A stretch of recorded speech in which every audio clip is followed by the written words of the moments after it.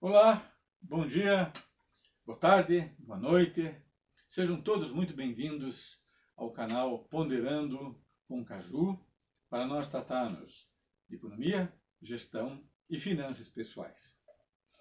Meus queridos e minhas queridas, nós vamos continuar com as nossas gravações e com o nosso conteúdo. E hoje nós pretendemos tratar de algo um pouco diferente do que nós vínhamos habitualmente lidando. Hoje nós vamos nos debruçar sobre uma questão muito importante na economia, que é a leitura.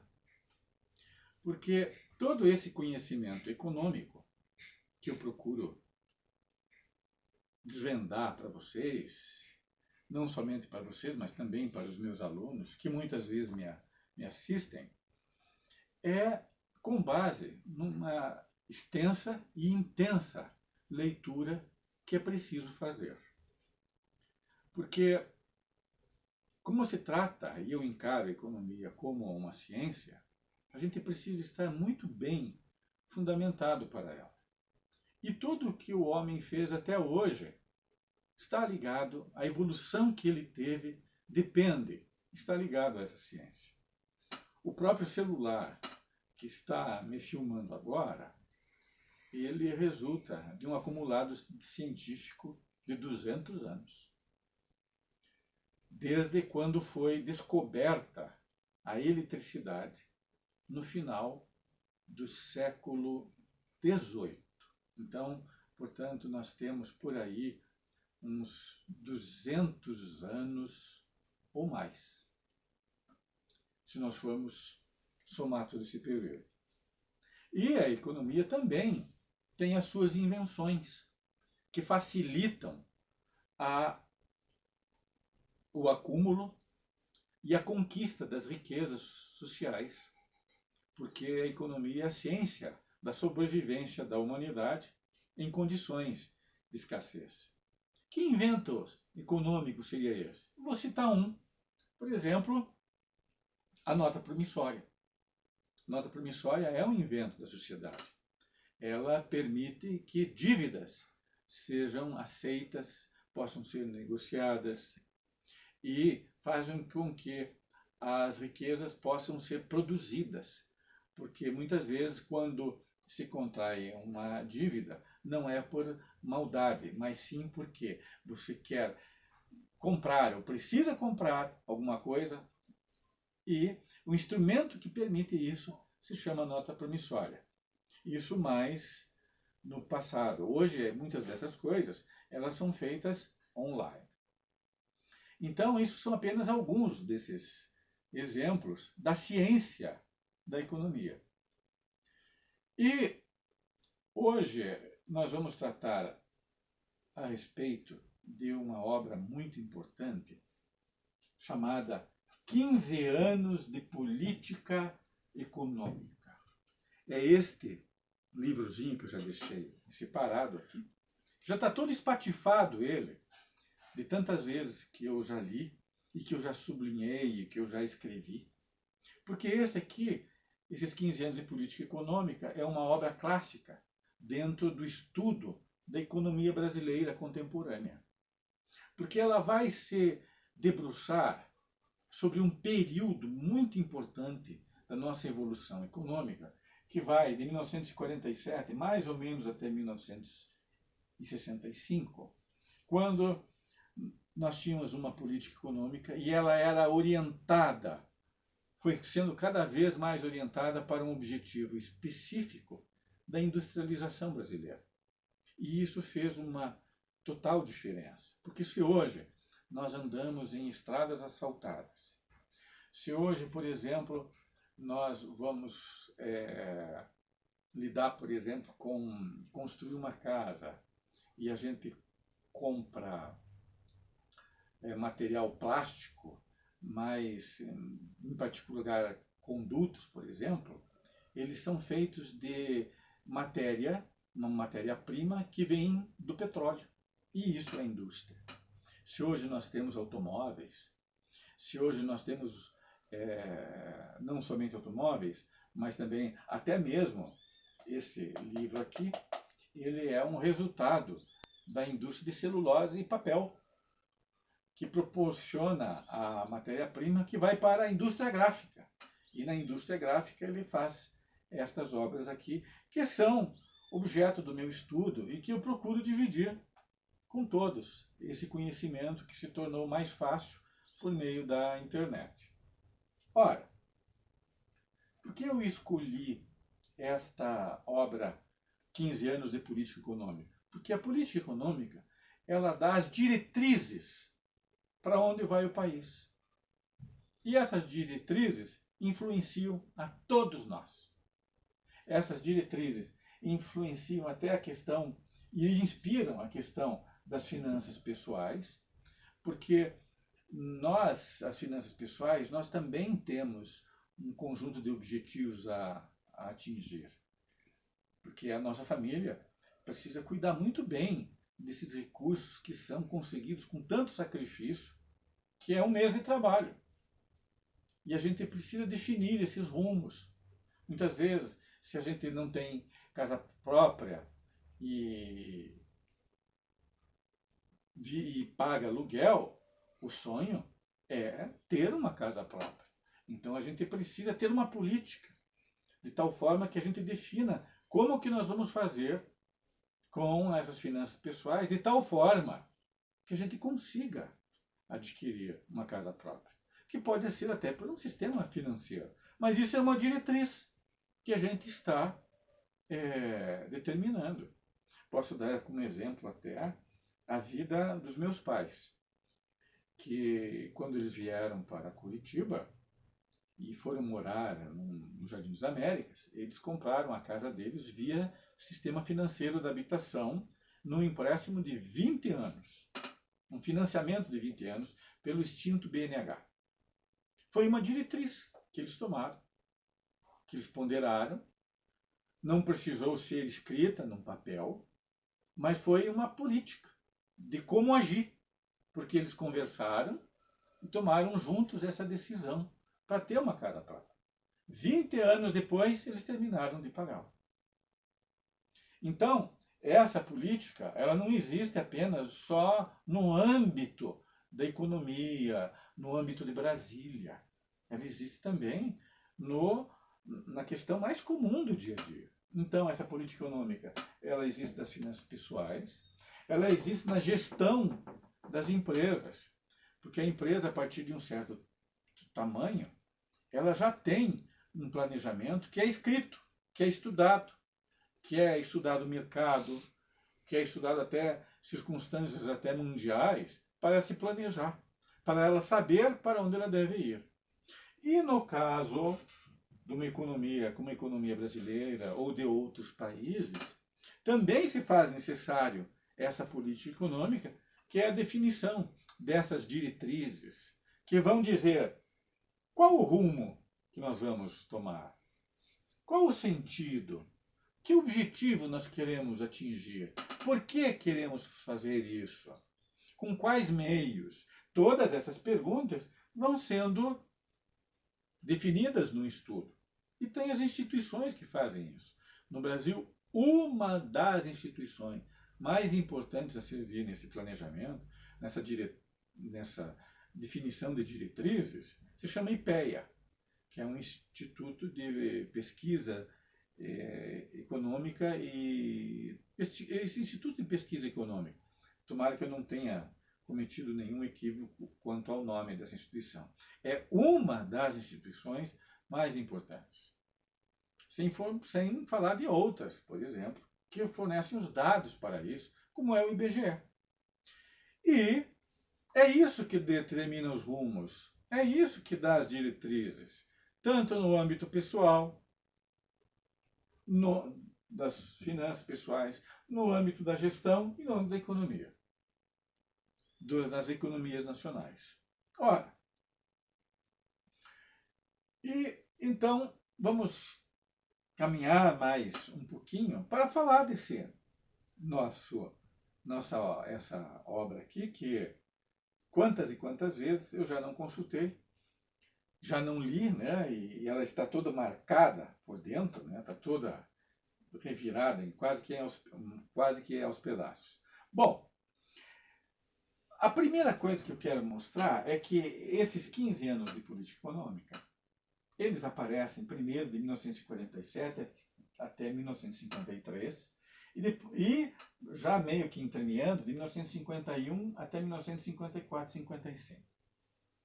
O que é que foi a primeira atenção aí? Foi em relação ao câmbio. Câmbio é a relação da nossa moeda com o dólar, que define a taxa. Hoje, por exemplo, nós temos o câmbio mais ou menos na faixa dos 6, quase na faixa dos R$ 6 por $1. Naquela época também tinha suas cotações.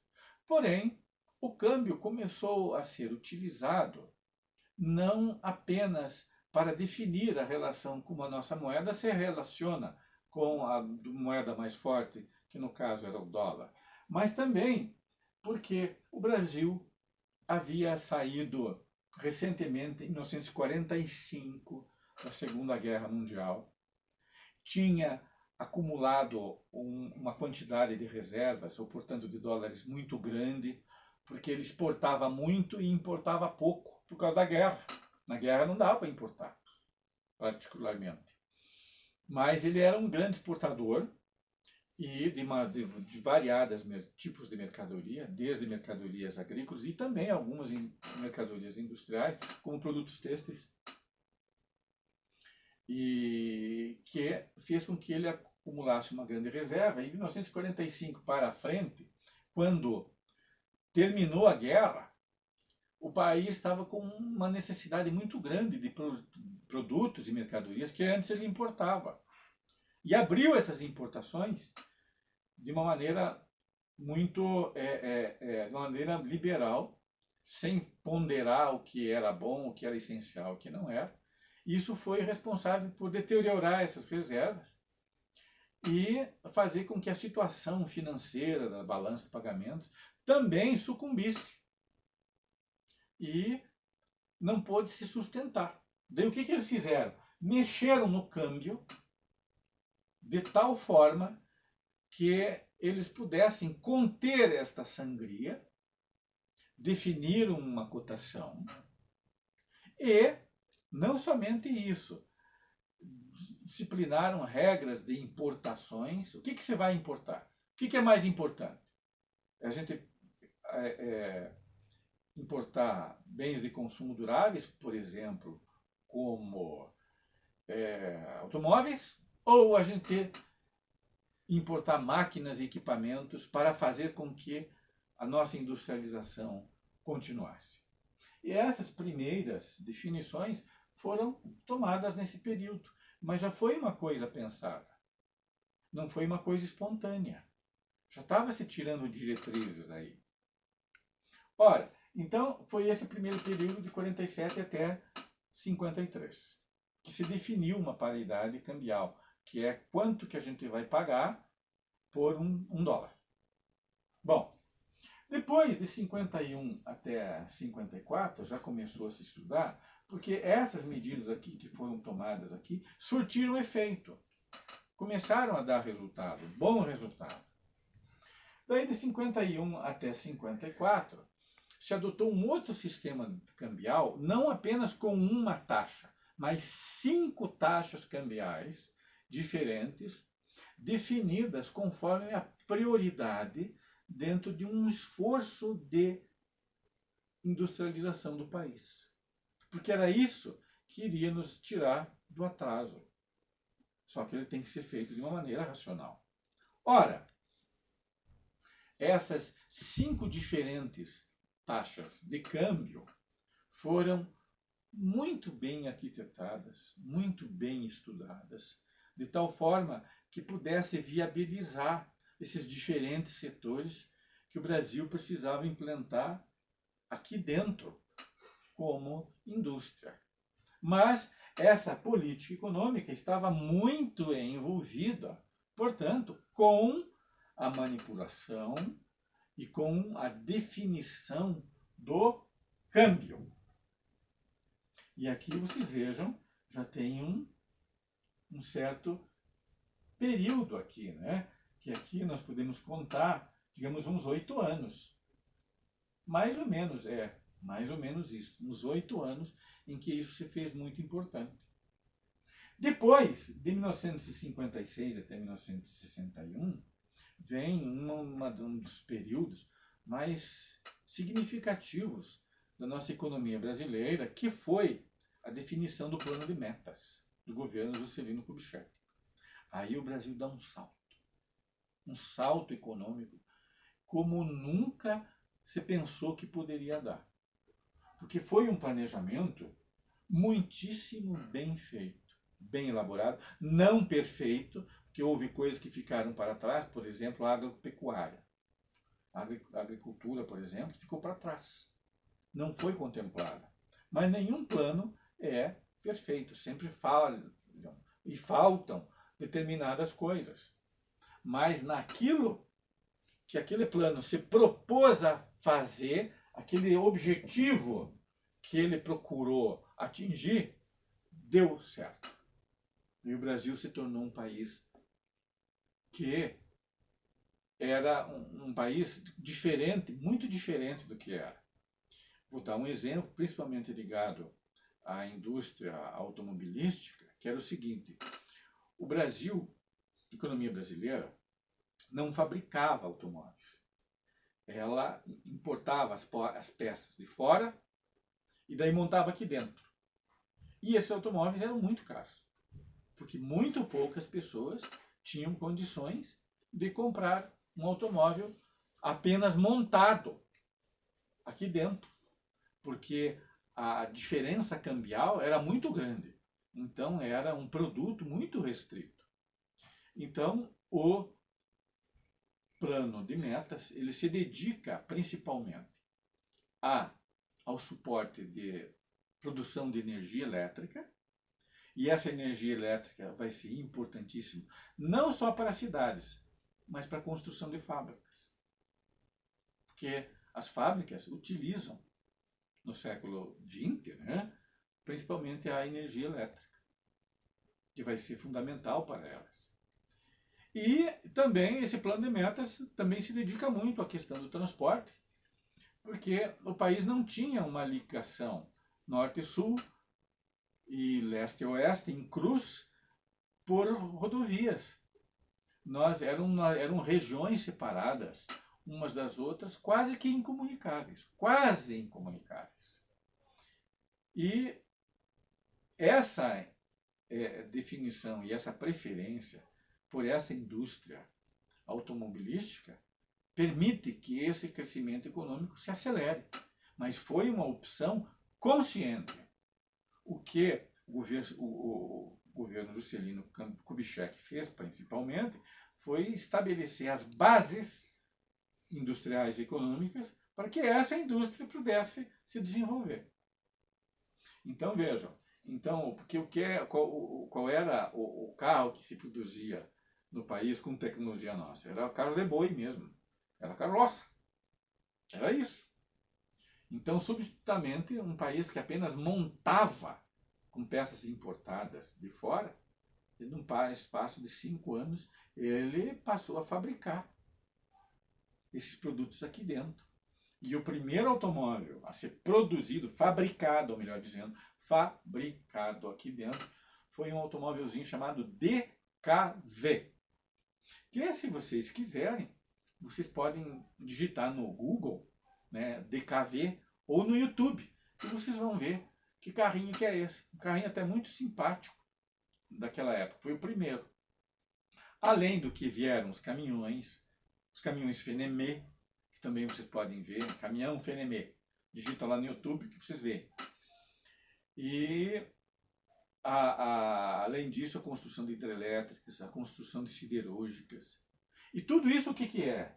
É um plano que está muito bem descrito nesse livro, né, que é 15 anos de política econômica de Carlos Lessa. E depois desse plano de metas, ele trouxe consequências positivas e consequências negativas. A positiva, como eu já falei, foi o salto que o país deu, fazer coisas que nunca se imaginou que pudesse existir. Bom, a outra, o lado negativo foi que trouxe inflação, porque se estimulou muito a demanda, e a demanda estava muito alta, e a oferta não estava acompanhando com suficiência essa demanda, e essa diferença se manifestou na inflação. Ora, daí sim vem um plano trienal que tenta dar uma solução para esse problema, que o próprio nome dele já diz, que é um plano de 3 anos, olha, de 63 e 65, já no governo João Goulart, de tentar conciliar o crescimento econômico com a estabilidade inflacionária. Só que um crescimento econômico, daí um pouco mais, um crescimento econômico mais moderado, mais suave, mais ameno e não tão furioso como foi o plano de metas do governo do Juscelino Kubitschek.